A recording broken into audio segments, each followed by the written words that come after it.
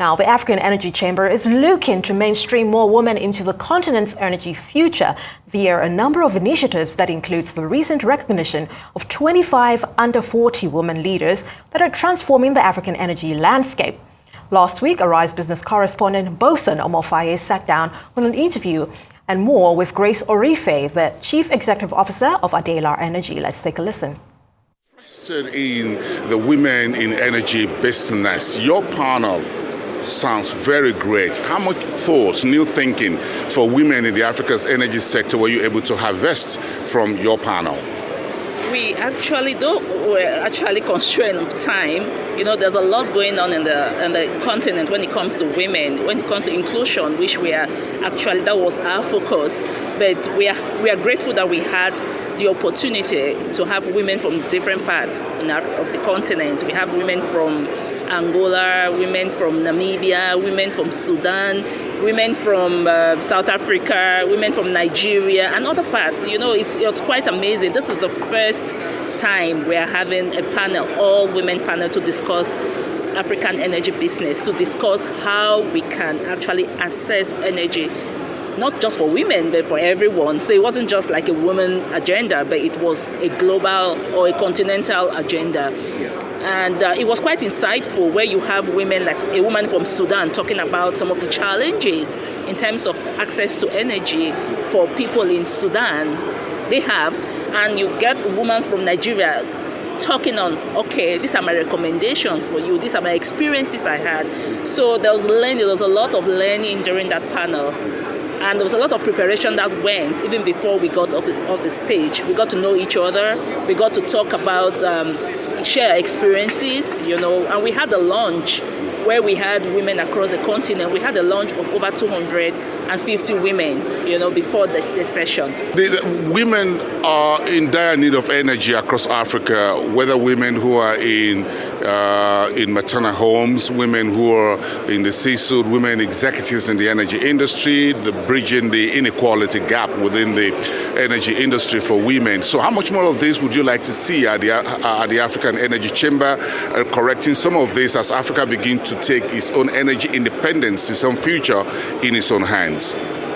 In the African Energy Chamber, we as women, we are advocating. African Energy Chamber is advocating for energy, access to energy, ending energy poverty by 2030, and we are saying, okay, we want women to be part of this narrative, and we are pushing for women to also contribute, not just sit back and complain, but we are on the stage, we are on the platform, we are part of the African narrative to end energy poverty, and we are going to do that through our various organizations, through our various businesses, through our various, some women are serving at the government level. So we are going to do that. That's what the discussion we had yesterday. Not just talk, but action.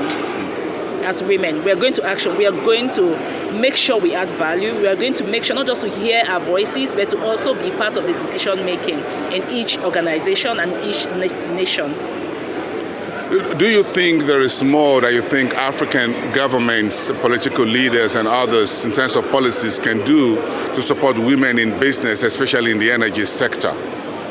Yes, the government should, through its local content as well, should have some incentives for women. Like what Nigeria is doing. Nigeria is giving grants. NCDMB is actually giving grants to women-owned businesses, which is quite good. And I believe that other nations to actually also have such opportunities, such initiative for women. So it encourages women to go into being entrepreneurs. Like we talked about PPP, the private-public partnership. Women should be part of that. A woman should be a private investor, go into partnership with the government, also helping the policy making as well, so that we women are not excluded in terms of the policy. We should have a clause. There should be clauses in the policy that includes women. What about funding for women entrepreneurship in the energy sector? We're also talking to financial institutions to actually not treat women specially, but to make sure there are opportunities for women-owned businesses. That gives women the courage to actually go in there and do it, and go in there and be an entrepreneur. One of the things we realized when we're doing the under 40, 25 under 40, the chamber had a 25 under 40 initiative for female in the industry. We realized that we had very few women who are entrepreneurs, and not because they can't be, but like I said, we're not really represented appropriately. So now we are ready. We say, financial institutions, please give us incentives.